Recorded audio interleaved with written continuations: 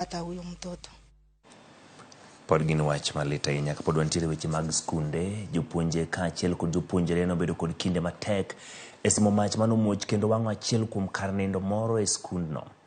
Mach ne omuoch e kinde ma jopuonje ma klas 12 noyudo ni e somo kaonge japuonjre moro amora ma nohinyore. Japuonj maduong' mar skundno Julius Mambili wacho ni majno ne okel kod funde moko manoyudo kongo kuonde nindo e skundno ka kwan atamalo 20 mar kar nindo ema nowang' kata kamano mwandu mag jopuonjre mamoko ne owang'. Kuna kisa cha moto ambacho kilikuwa kimeathiri sehemu ndogo ya bweni, na tukashirikiana pamoja na wanafunzi na walimu na tukapata kuuzima.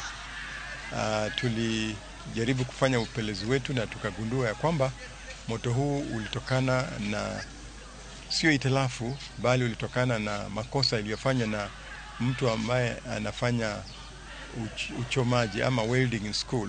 Alipokuwa akijaribu kufunga dirisha moja, kukakuwa na spark ambaye ilishika mattress, na hicho ndicho chanzo cha moto.